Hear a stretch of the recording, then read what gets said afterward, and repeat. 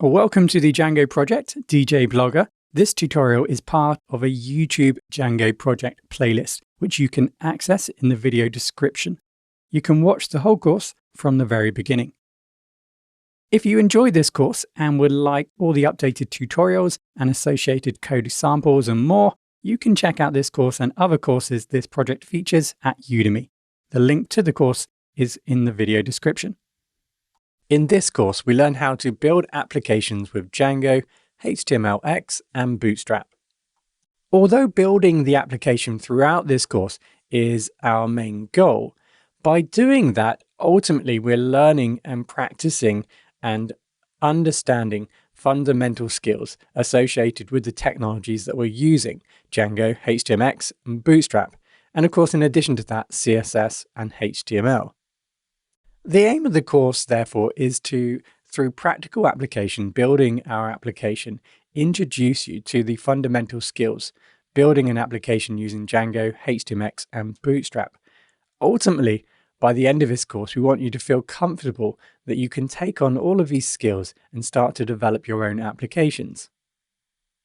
We make the assumption that you are new to the technologies in this course, so at the start of this course, you will find a range of additional supporting materials to help you get started.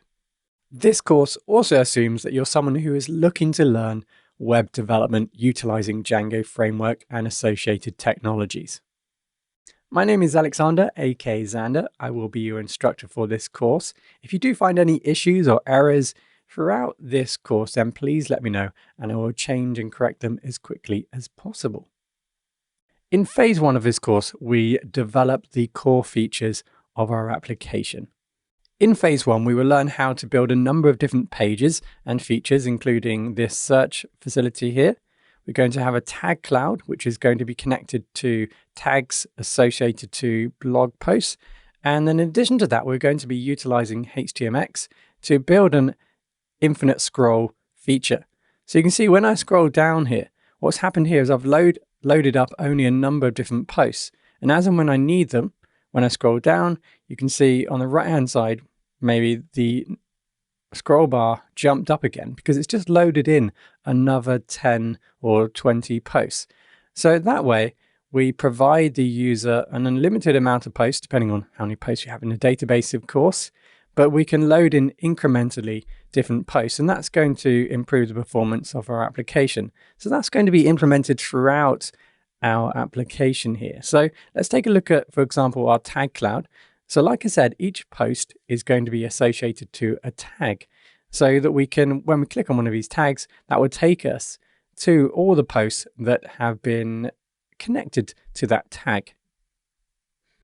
Here, like most pages, we implement HTMX again for this infinite scroll option. So when we get to a certain amount of posts, it loads in the next page of posts.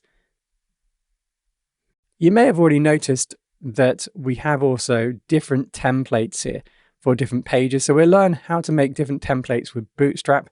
Here you can see that we have this 3-column. If we go back to the main page here, the index page, the home page, you can see that we have a different type of template here.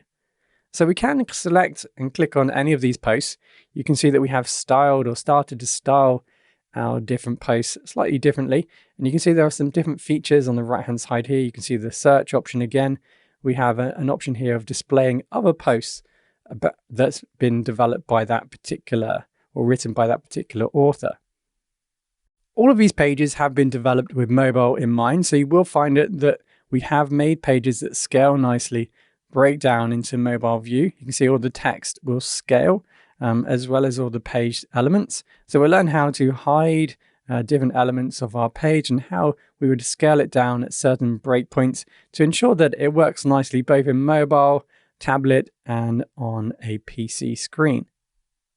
The search feature that we develop in phase 1 will be a very basic feature, so we can simply just type in some text. If that text is related to any of the titles, so if it's included in any of the titles, TEST in this case, it will then show those different posts. So a very basic test feature in the first phase, but it does give us a baseline for us to work from. In addition to building these features, we will also go ahead and test. So you'll learn how to perform and build some simple tests to ensure that our features are working correctly.